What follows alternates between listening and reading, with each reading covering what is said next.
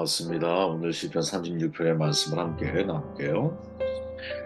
11절 말씀 읽습니다. 교만한 자의 발이 내게 이르지 못하게 하시며 악인들의 손이 나를 쫓아내지 못하게 하소서. 악을 행하는 자들이 거기서 넘어졌으니 엎드러지고 다시 일어날 수 없으리이다. 아멘.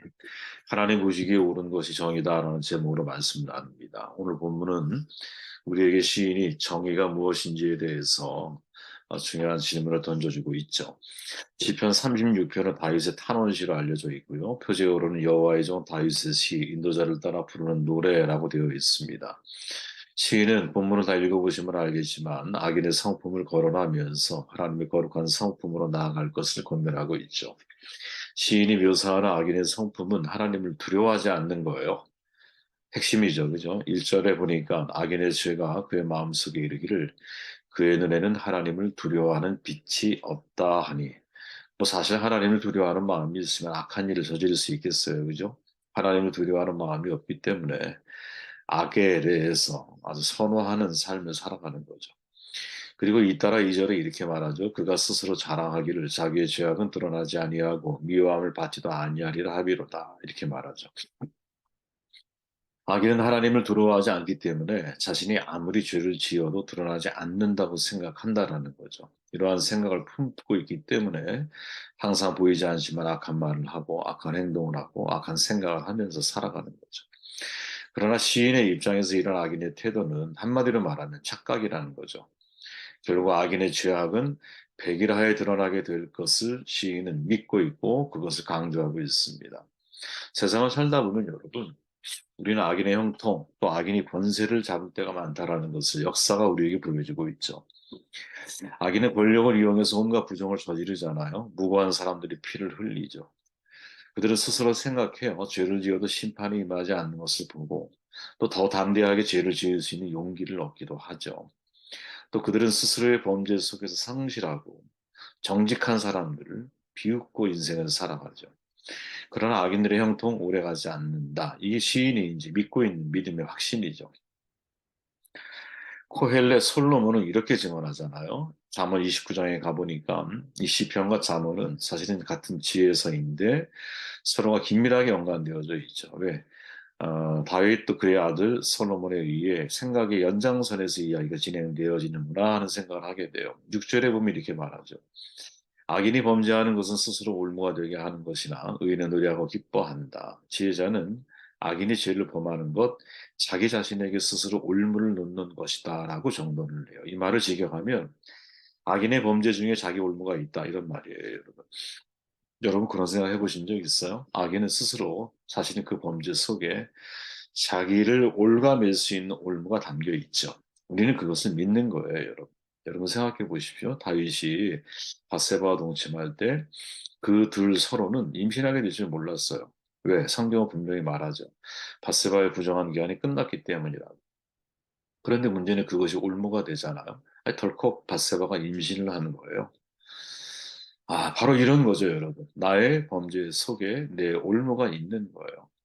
만약에 아들이 태어나지 않았다, 임신하지 않았다 그러면 바세바의 남편은 죽어야 할 일도 없었을지 몰라요. 그죠? 근데 덜컥 부정한 기한이 끝났기 때문에 실은 사실은 임신할 수 없는 것인데 덜컥 임신을 하면서 그 사건이 백일하에 드러나게 되고 결국 참 자신의 악한 행동에 의해서 다윗은 너무나 큰 고통스러운 기간을 보내게 되죠. 시인은 말합니다. 시편 36편 12절에 보니까 악을 행하는 자들이 거기서 넘어졌으니 엎드러지고 다시 일어날 수 없으리이다. 악을 행하는 자들이 넘어지게 될 거다. 즉 정의가 실현될 것이다 라고 확신하며 말을 하죠. 지혜자의 고백처럼 의인은 노래하고 기뻐할 때가 곧 올 겁니다.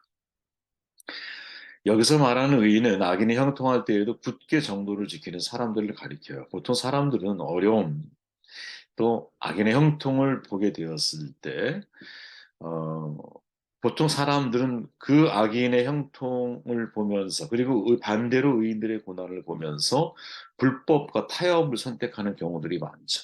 그러나 비록 소수이긴 하지만 하나님을 믿고 정도를 지키는 사람들도 그들 가운데 있다라는 거예요. 여기서 말하는 의인은 바로 그런 의인을 가리키는 것이죠.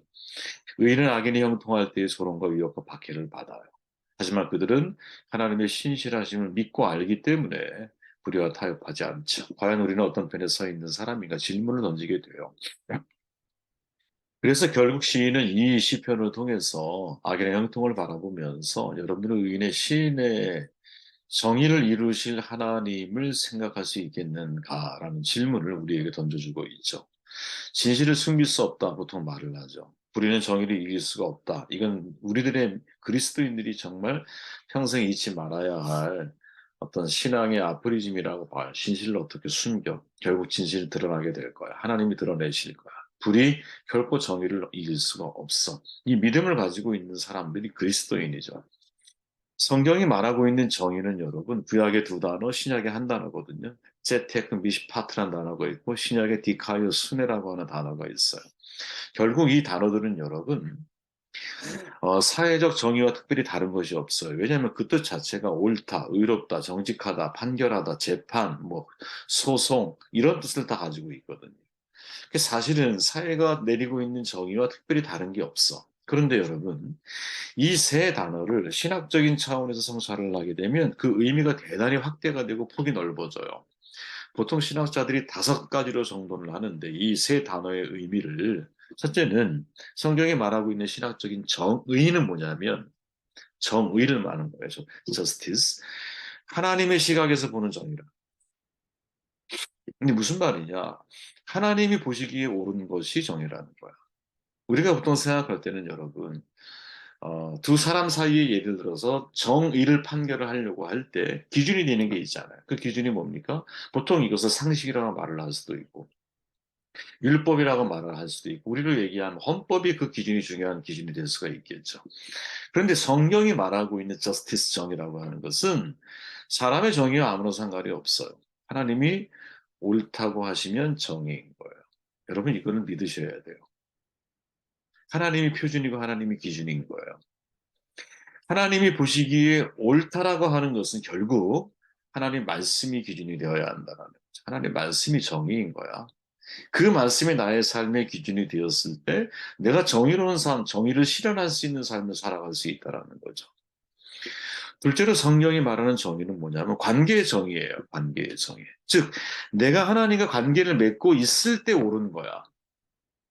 그죠? 내가 아무리 지성적으로 옳은 삶을 살아가고 있다고 판단을 해도 그 지적인 올바른 삶이, 인지적인 올바른 삶이 하나님과 아무런 관계가 없는 삶이라고 한다면 그건 정의가 아니라는 거죠. 제가 아프리카 갔을 때 우분투라고 하는 개념을 그들은 사용하잖아요. 우분투. 참 정말 아주 좋은 단어라고 보거든요. 내가 존재하는 것은 당신이 있기 때문에, 우리가 존재하기 때문에 내가 존재합니다. 이런 표현이거든요. 우리의 모든 존재가 관계로 연결되어져 있다라는 거죠. 바로 이 개념인 거예요, 여러분. 내가 존재하는 것은 하나님의 관계 속에 있기 때문에 존재하는 거야. 그렇게 내가 정의를 논할 때 하나님과의 관계를 떠나서 논할 수 있는 게 아니에요. 내가 아무리 머리로 옳은 정의를 가지고 있다 할지라도 하나님과 관계가 없는 사람이야. 예를 들어 대법관이야. 그런데 그런 하나님을 몰라. 그러면 성경이 말하는 정의에서 그는 타락한 사람이라는 거죠. 굉장히 중요한 개념인 거야. 그리고 세 번째 성경의 정의는 뭐냐면 여러분 구원을 위한 정의야. 구원을 위한 정의.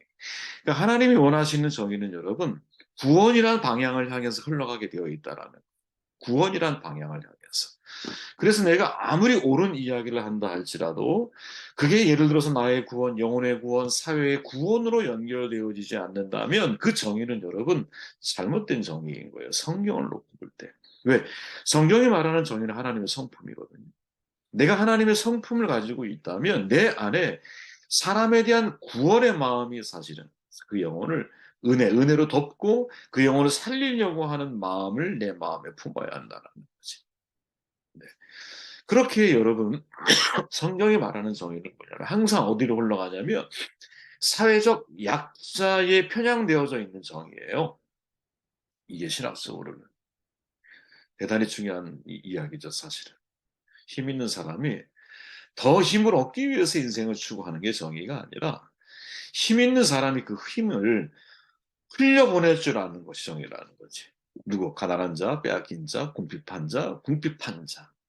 이런 사회적 약자들에 대해서 네. 마치 고기압이 여러분 저기압으로 흘러내리듯이. 그죠? 내가 가지고 있는 사람이라면 가진 것을 어떻게 가지지 못한 사에게 흘려보내는, 배운 사람이 배운 것을 배우지 못한 자에게 흘려보낼 줄 아는 것. 사회적 약자에 대한 편향, 이것이 여러분 성경이 말하고 있는 중요한 정의라는 것이. 근데 우리가 사는 사회는 그렇지가 못하죠. 가만히 생각해 보세요. 우리가 살고 있는 사회는 이와 정반대의 정의를 추구하는 사회 속에 우리는 살아가고 있고, 여러분 정의와 공평이 다루어진 장소가 어디냐면 보통 성문이라고 불려진 곳이에요. 예루살렘에. 저도 거기 가봤는데 우물이 존재하는 곳이거든요. 그러니까 공동체 생활의 중심지였어요. 거기에서 공개적인 어떤 판결도, 거래도, 또 칭찬도 그 속에서 이루어져요. 성문의 가장 중요한 기능이 뭐였냐? 재판이었다라는 거예요. 재판. 그래서 이 성문에서 무엇이 이루어져? 이 아까 말했던 그 세 단어, 미시파트 이런 것들이 이루어지는 거예요. 정의로운 사회가 이루어지는. 다섯 번째로 이제 그죠? 성경에서 말하는 정의는 윤리가 아니에요, 여러분. 신앙의 문제인 거예요. 신앙의 문제. 다시 말하면 내가 지금 어떠한 자리에 있든지 간에 그 자리가 하나님이 내게 그 자리에 세우셨다는 사실을 내가 믿고 있다면 내가 그 자리에서 내가 실천에 옮겨야 할 나의 임무는 정의를 실행하는 거라고 하는 믿음을 가지고 믿음을 가져야 한다라는 거죠. 그래서 여러분 이스라엘은 왕이 되면 이 왕이 해야 할 중요한 일이 뭐냐? 정의와 공평을 실현하는 일이에요. 여러분 이사야서에서 앞으로 메시아가 오시잖아요. 메시아가 만들어 가실 새로운 성격의 세상에 대해서 표현을 하는데 이사야 9장 11장에 보면 뭐라고 표현하냐면 하나님이 평화의 세상을 만드실 거다. 정의와 공평의 통치가 이루어지는 세상이 만들어질 거다. 이렇게 선포를 하거든. 네. 그래서 내가 진짜 하나님을 믿고 있다면 내 안에 그런 신앙이 있다면 나는 정의와 평화, 공평을 실현에 옮겨 나아가려고 하는 그런 신앙적인 접근으로 여러분 이거를 바라봐야 한다라는 거죠.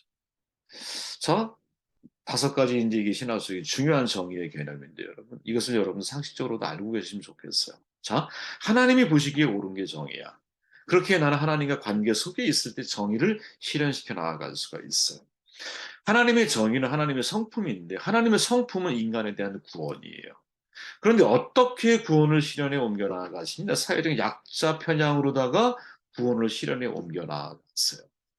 그렇게 내가 진짜 하나님을 믿고 있는 사람이라면 정의를 실현하는 것이 내게 주어져 있는 이건 사회적인 윤리요 책임이요 도덕적인 문제가 아니라 신앙의 문제로 그 문제를 접근해 갈 줄 알아야 된다. 내가 믿음이 있다면 정의를 실천에 옮겨 나아야 돼.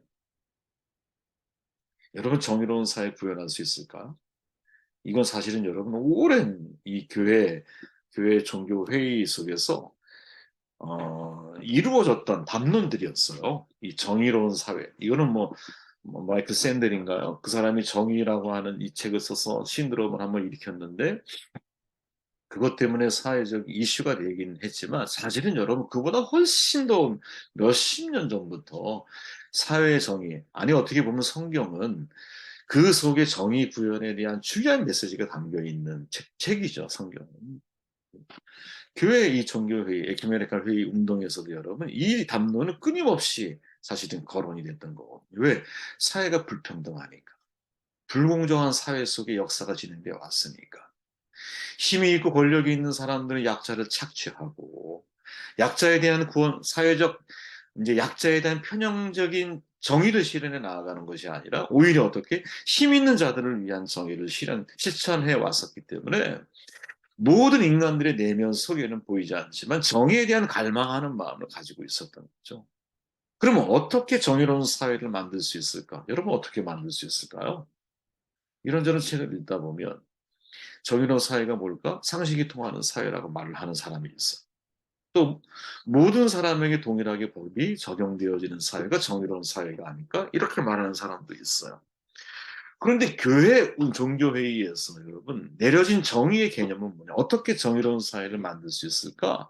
이 질문에 대한 결론이 암스테르담 대회에서 사실은 제시가 됐는데 그건 바로 책임사회라고 하는 단어예요. 책임사회.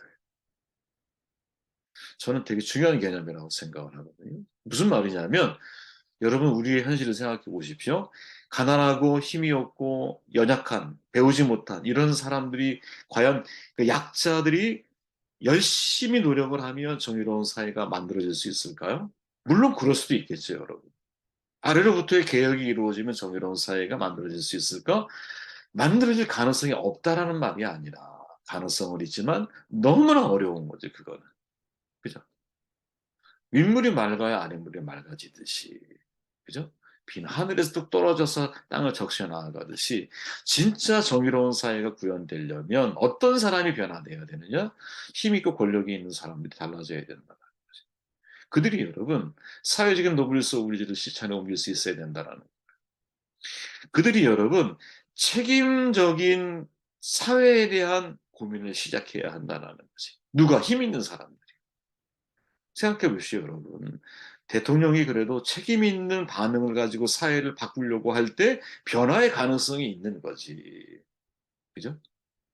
저 말단 공무원이 예를 들어서 여러분 사회에 대한 변화의 개혁을 내가 꿈꾼다면 그게 실현되려면 실현되지 못한다는 얘기가 아니라 얼마나 오랜 세월이 걸리고 모두에게 정의로운 사회를 구현해 나아간다라고 하는 것은 굉장히 오랜 세월이 걸릴 수 있다는 거죠. 그러나 어떻게 위에서부터 힘 있는 사람들이 책임적인 사회, 책임 사회를 이루어 가려고 하는 노력을 뭐랄까요? 시도할 때, 그때 여러분 정의로운 사회 구현은 뭐랄까요? 쉬워질 수 있는.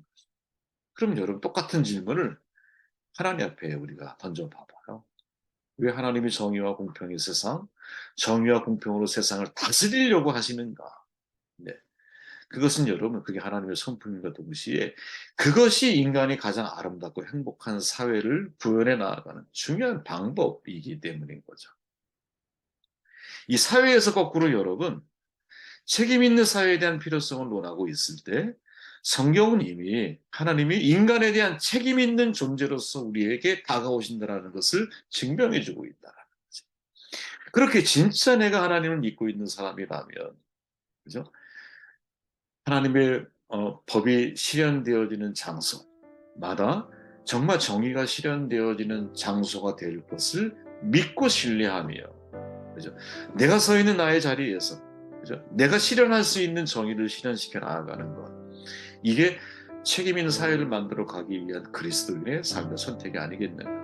이런 생각을 해보게 됩니다. 김대영.